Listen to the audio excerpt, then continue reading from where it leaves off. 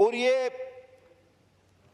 इनके sir arbitrary percentage, एक ख्याली percentage set की गई है, वो है 130%। अगर ये अपने लास्ट गोशवारे से 130% के करीब नहीं आते तो ये अब ये सर ये ख्याली हद है जो एफबीआर ने मुकर्रर की है, इसको समझना चाहिए। और ये अगर उस 130% के करीब नहीं तो इनको किसी भी वक्त गलत करार दिया जा सकता है। इसमें कुछ चीजें लिखना आप भूल गए हैं जो नॉन फाइलर के लिए और भी लिखी जा सकती हैं। ये अपने बच्चों के खतना नहीं करा सकते, और अगर ये रिश्ता मांगेंगे तो इनको कोई रिश्ता नहीं देगा, ये समोसे खरीदेंगे तो साथ में चटनी नहीं मिलेगी, और चलते हुए ये दो पैरों का इस्तेमाल नहीं कर सकते, एक पैर से लंगड़ा के चलेंगे ताकि दूर से पता चले कि ये नॉन फाइलर जा रहा है। तो सर ये तमाम चीजें जो है ये मैंने आइन के वो आर्टिकल भी बताए जिसके ये खिलाफ है। अब आगे चलें सर, ये 138 और 140 टैक्स की वसूली, अब ये टैक्स की वसूली कम और बत्तागिरी ज्यादा है सर। मेरे ख्याल में रिकॉर्ड टूटने वाला है आप लोगों का। ये कुछ मखसूस हालात में, जिस तरह हमारे साथ कराची में होता था, नोटिस दिए बगैर ही अकाउंट्स मंजमद और रकम निकाल लेगी एफबीआर, यानी नोटिस नहीं देगी, अकाउंट्स मंजमद कर देगी और रकम निकाल देगी। सर ये 104 आपका आर्टिकल है मुंसिफाना ट्रायल का कॉन्स्टिट्यूशन में, ये उसकी शदीद खिलाफ वर्जी है सर। ये कारोबारी अफराद को टोटल एफबीआर के रहमो करम पर करता है। सर ये एफबीआर को क्या आप कोई जल्लाद बनाने जा रहे हैं? नैब से तो चले ये भी बात हो चुकी, मैं रिपीट नहीं करूंगा। मतलब मुझे समझ में नहीं आ रहा कि ये हुकूमत को किसने मशवरा दिया है। मुझे यकीन है कि इस हुकूमत में इतने काबिल लोग हैं, मेरे बड़े भाई तारड़ साहब की तरह, कि वो ये नहीं कर सकते थे। ये बाबुओं ने कुछ इनको लिख के दिया और उन्होंने पढ़े बगैर ही हमारे सामने इसको रख दिया है। अगर ये इसको पढ़ते तो मैं नहीं समझता कि वो ये बातें यहां लाते। अब सर इनलैंड रेवेन्यू ऑफिसर की तैनाती को दे दें, ये 175 सी है सर, इनका 175 सी। ये कहते हैं किसी भी कारोबारी मकाम पर एक शख्स को एफबीआर जाके खड़ा कर देगा कि देखो ये कारोबार से किस तरह नफा नुकसान हो रहा है। यानी आपके ऑफिस में भी वो आपके सर पे खड़ा हुआ होगा, आपकी फैक्ट्री में भी आप वो तैनात कर सकते हैं, आपकी दुकान पर भी लाके उसको एक कुर्सी दे के बिठा सकते हैं। वो सर इसमें अच्छा हुआ ये नहीं लिख दिया इन्होंने कि बेडरूम में वो देखे कि राइट साइड पे इसको सोना है या लेफ्ट साइड पे सोना है, वो भी ये फैसला करे ये आदमी। ये अच्छा हुआ ये इनसे रह गया। सर ये इस किस्म के इकदामात में एक एक करके आपको बता रहा हूं। अब सर सेक्शन 14A(c), ये सर मनकूला और गैर मनकूला जायदाद की मुंतकली है सर। अब जो शख्स सेल्स टैक्स एक्ट में रजिस्टर्ड नहीं, वो ये सारी चीजें नहीं कर सकता। इसमें टैक्स गुजार को सुनने का कोई हक नहीं, और ये टोटल अफसरान के रहमो करम पे होगा। और सर यानी कि अब इनकम टैक्स का एक ऑफिसर, पहले आपको उसके पास पेश होना पड़ेगा और आपको बताना पड़ेगा कि मैं क्या चीज खरीदने के काबिल हूं और मैं क्यों काबिल हूं, मैंने ये पैसे कहां से लाए, कैसे आए। और अब मैं सर खरीद ले तो उसके बाद तो टैक्स वो हमेशा देता ही है, लेकिन अब पहले आपको बताना होगा कि मैं फलां चीज खरीदना चाहता हूं। अब वो उस पर मुनस्सर है, वो कहे कि भाई तुम नहीं खरीदो। यानी हक के कारोबार भी मशरूत कर दिया गया है इनकम टैक्स के ऑफिसरों से कि वो अब आपको बताएंगे कि आप क्या खरीद सकते हैं, क्या बेच सकते हैं, क्यों खरीद रहे हैं, क्या खरीद रहे हैं। अब ये कोई अक्लमंदी वाली चीजें हैं? यानी आपको अपना, यानी एक शरीफ इंसान उसको कायल करेगा एक 17, 18, 19 ग्रेड के अफसर को कि भाई ये मैं चीज बेचने या खरीदने जा रहा हूं, मेहरबानी करके इजाजत दे दो, और वो फैसला करेगा उस शरीफ शहरी का कि हाँ भाई तुम ये करो या ना करो। उसके दिल में आए तो कहेगा नहीं, सवाल ही पैदा नहीं होता। अब सर ये सेक्शन इनका है 37AA और AA, ये इनलैंड रेवेन्यू, ये शक की बुनियाद पे ये शक की बुनियाद पे किसी को भी गिरफ्तार कर सकते हैं कमिश्नर की इजाजत के बगैर। सर, ये इख्तियार तो नैब को भी नहीं था, ये इख्तियार FIA को भी नहीं है, ये सिर्फ इजराइल के पास है। ये इख्तियार अल्लाह ने सिर्फ इजराइल को दिया और अब इन्होंने FBR को दे रही है कि बगैर नोटिस के इजराइल अल्लाह ताला के हुक्म पर जब चाहे किसी की जान ले सकता है। ये इजराइल के बाद ये इख्तियार सिर्फ इनकम टैक्स को दिया जा रहा है। बहरहाल, और उसके गिरफ्तारी के बाद तहकीक होगी कि आया ये शख्स गलत था या सही। अब आपको पकड़ के जूते मारते हुए हथकड़ी लगा के रोड से ले जाएं कमीज उतार के और 2 घंटे या 4 घंटे दूसरे दिन बाद कहें कि नहीं यार ये शरीफ आदमी था, छोड़ दिया। ये कहां की अक्लमंदी है कि गिरफ्तारी के बाद एक शरीफ इंसान के उसको जो है बेगुनाह करार दिया जाए। ये सेक्शन 37A और AA है, ये पढ़ लेते काश। अब सर, ऑडिट फर्म्स का मामला, आखिरी बात इस पर करूंगा फिर आगे चलता हूं, वैसे तो बहुत सारी बातें हैं। सर, ये ऑडिट ओवरसाइट बोर्ड जो होते हैं, ये स्टॉक एक्सचेंज की ऑडिट ओवरसाइट बोर्ड जो है वो खुद अपनी जो है वो इनकी चार्टर्ड अकाउंटेंट जो इंस्टीट्यूट ऑफ चार्टर्ड अकाउंटेंट वो इनका ऑडिट करती। सर, अब एक ऑडिटर पे भी ऑडिटर बिठा दिया है। अब इन्होंने बजाय इंस्टीट्यूट ऑफ चार्टर्ड अकाउंटेंट के ICAP पे ये एक इदारा है उसको ये भेजेंगे और अपनी मर्जी के फैसले कराएंगे। सर, आखिर ये सारी चीजें करके ये क्यों समझते हैं कि पाकिस्तान में कारोबार फैलेगा फूलेगा, कोई यहां आकर इन्वेस्टमेंट करेगा? कोई पागल हो गया भाई कि जिसके घर में तुम आदमी खड़ा कर दो, जिसकी दुकान में आदमी खड़ा कर दो, जिसके मकान पे आदमी खड़ा कर दो, जिसकी फैक्ट्री पे आदमी खड़ा कर दो, तुम्हारे पास आके इन्वेस्टमेंट करेगा, कारोबार करेगा। सर, ये मुल्क का पट्टा बिठाने वाली बात है। ये पता नहीं किसने इनको बजट लिख के दिया और इनकम टैक्स को ऑफिसरों को तो मैं कहता हूं इजराइल बना दिया। मैं बार बार कहना चाह रहा हूं।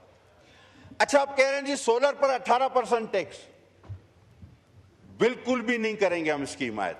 अच्छा, कह रहे हैं इंपोर्ट पर 18% टैक्स, आप मुल्क में जो है वो सोलर जो है वो खरीदे। वो भाई, आपने मुल्क में इंजीनियर कौन से पैदा किए हैं, वो कौन सा इतना अच्छा सोलर पैनल बना रहे हैं? सर, अगर पाकिस्तान में बनने वाला पैनल 5 यूनिट पैदा करता है तो उतने ही पैसे का जो हम बाहर से यूनिट मंगाते हैं वो 100 यूनिट पैदा करता है। आप या तो मुल्क में सोलर की उसी तरह की उस स्टैंडर्ड की मशीन लगाते, इंडस्ट्री लगाते, आप उसी सतह के सोलर पैनल बनाते जिस तरह के चाइना से आते हैं, जापान से आते हैं, जर्मनी से आते हैं। आप उस स्टैंडर्ड को मीट करते नहीं, आपने ये तो किया नहीं। आपका सोलर पैनल जो मुल्क में बन रहा है वो लगता है कि रेडियो है जो कि बजता नहीं है, वो डब्बे की तरह है। वो पुराना रेडियो लगता है जो बजता भी नहीं है। और वो सोलर पैनल इतने जदीद है। अब हम जबरदस्ती ये खरीदें वो खरीदेंगे तो 18% टैक्स लगेगा और आप फिर कहते हैं कि हम मुल्क को तवानाई के बहरान से निकालना चाह रहे हैं। आप झूठ बोलते, आप चाहते ही नहीं कि ये मुल्क तवानाई के बहरान से निकले। वैल्यूएशन, इस पर मुझसे फेडरल मिनिस्टर ऑफ फाइनेंस मुत्तफिक हो गए। कराची की बात करूंगा, 5 लाख रुपए की जो जगह है उसकी FBR ने वैल्यू रखी है 25 लाख रुपए। अब टोटल वो 5 लाख की वैल्यू है, उसकी 25 लाख कहां से लाए कोई 25 लाख वाइट मनी? तो हुआ क्या इससे, अब इनको खुद अंदाजा नहीं कि लोगों ने रजिस्ट्रार के पास जाना बंद कर दिया। 2 गवाह रख के वो शरई मुआहदे करा रहे हैं। लेकिन मैं इसमें शुक्रगुजार हूं, मेरे दोस्त जो अब फाइनेंस मिनिस्टर नहीं रहे, अली साहब भी और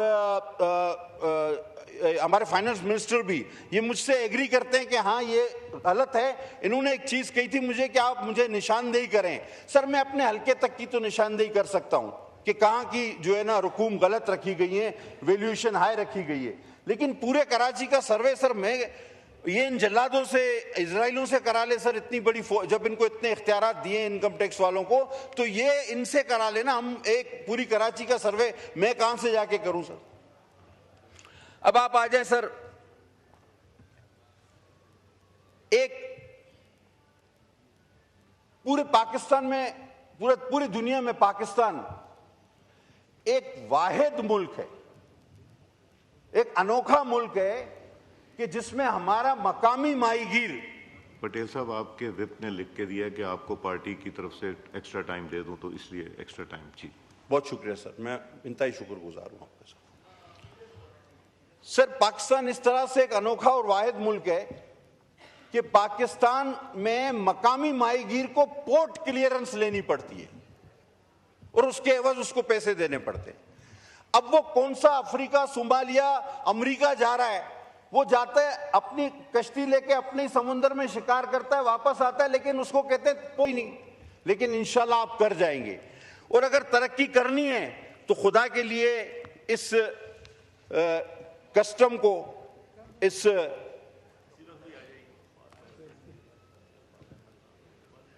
एफबीआर को आप लगाम दें।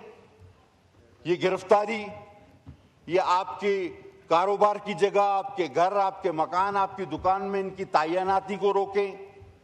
ये बगैर सबूत के, बगैर नोटिस के अकाउंट मंजमद करना और किसी को भी शक की बुनियाद पर गिरफ्तार करना, ये सारा इस बजट का हिस्सा है, इस बिल का हिस्सा है। तो ये आप लोगों को भगाना चाहते हैं इस मुल्क से, जो कि पहले ही भाग रहे हैं, या आप चाहते हैं कि कोई ना कोई जिस रास्ते पे हम चल निकले उस पे चल पड़े। सर, कौम में खुशी की एक लहर थी, है, अल्हम्दुलिल्लाह, जैसा कि हमने इसी जगह पे खड़े होकर कहा था कि हमारी कौम में, हमारी अफवाज में वो जज्बा है कि हम दुश्मन को मुंह तोड़ जवाब दे सकते हैं, और अल्हम्दुलिल्लाह सुम्मा अल्हम्दुलिल्लाह हमने दिया। आज हमारा दुश्मन 100 बार सोचेगा हम पर हमला करने से पहले। लेकिन सर, कौम की इस खुशी को, कौम के इस यकजहती को, ये आपका मुल्क दुश्मन बजट पारा पारा कर देगा, जिसमें हर शख्स गिरफ्तार हो सकता है, हर शख्स को जो है शक की बुनियाद पे आप बंद कर सकते हैं, हर आदमी कारोबार नहीं कर सकता। अच्छा, मुझे एक बात सर, आज ये मिनिस्टर साहब बताएं, अगर नॉन फाइलर बैंक अकाउंट नहीं खोल सकता, तो वो अगर कोई नया नौजवान आए, वो कहता है मैं कारोबार करना चाहता हूं, उसको कोई उधार देता है, तो अब वो पहले बैंक अकाउंट ही नहीं खुलेगा, वो कोई चीज खरीद नहीं सकता, तो वो मुझे बताएं वो दुकान कैसे खरीदेगा, वो कैसे शुरू करेगा अपना कारोबार। इसका क्या तरीकेकार है कि कोई नया आदमी अगर अपना बिजनेस शुरू करना चाहे, तो पहले तो आप कहते हैं कि अच्छा तो नॉन फाइलर नहीं होता, अभी तक तो बेरोजगार था, अब वो फाइलर बनने जा रहा है तो वो बैंक अकाउंट नहीं खोल सकता, वो कोई चीज खरीद नहीं सकता। ये क्या अकलमंदी है? ये कौन सी, मतलब किसने बनाया है ये बजट? और नया आदमी तो अब कोई काम शुरू ही नहीं कर सकता, यानी नौकरियां आप देंगे नहीं, कोई शख्स कारोबार शुरू नहीं कर सकता, शुरू करेगा तो उसको गिरफ्तार कर लिया जाएगा, अगर उसने कारोबार शुरू भी कर लिया तो उसके सर पे कोई आके खड़ा हो जाएगा कि देखो ये कमा रहा है या नहीं कमा रहा, और अगर वो आपकी तवक्को जो 130% है उसके मुताबिक नहीं कमा रहा तो इसको अंदर करो और इसके अकाउंट जब्त कर लो। खुदा के वास्ते ये किसी दुनिया में किसी और मुल्क में है? और उसको सुनवाई का कोई हक भी नहीं। ये किसी और दुनिया में, ऐसा मुल्क में ये एफबीआर के कानून हैं? सर, सीधा सीधा मैं आपसे कह देता हूं कि सर ये नहीं होगा, ये नहीं चलेगा इस तरह, ना हम मंजूर करेंगे, ना मैं समझता हूं कोई भी समझदार आदमी जो इस बजट को पढ़ सकता है, जो इसको समझ सकता है, वो कभी भी इसके हक में वोट नहीं देगा, कभी भी हक में वोट नहीं देगा। Thank you. बस सर, वो फारूक भाई ने, मैं हमेशा एक शेर पढ़ता हूं, फारूक भाई ने उस शेर को गलत पढ़ दिया था इस बार। हाँ, हमारे बाबू भाई जो है फारूक भाई, और वो शायर भी कतील शफाई है सर। सर बहुत खूबसूरत शेर है वो, मैं हमेशा हर बजट स्पीच में पढ़ता हूं, आप रिकॉर्ड उठा के देख लें। और ये मैंने 2008 में इसलिए पढ़ा था कि मेरी अजीम कायद शहीद मोहतरमा बेनजीर भुट्टो साहबा शहीद हो गई, तो मैंने उनके लिए ये पढ़ा था कि मुझे दुख हुआ कि उसको दोबारा गलत क्यों पढ़ा गया। 2008 में, 2007 में उनकी शहादत हुई, तो 8 में हमने बजट पेश किया और नवीद कमर ने टपकते हुए आंसुओं के साथ वो बजट पेश किया था, और हमारी ये फीलिंग थी, और ये शेर उस फीलिंग की गमाजी करता है कि हिसाब उम्र का हिसाब उम्र का इतना सा गोशवारा है, तुझे निकाल के देखा तो सब खसारा है। बड़ी मेहरबानी सर, बहुत शुक्रिया, थैंक यू।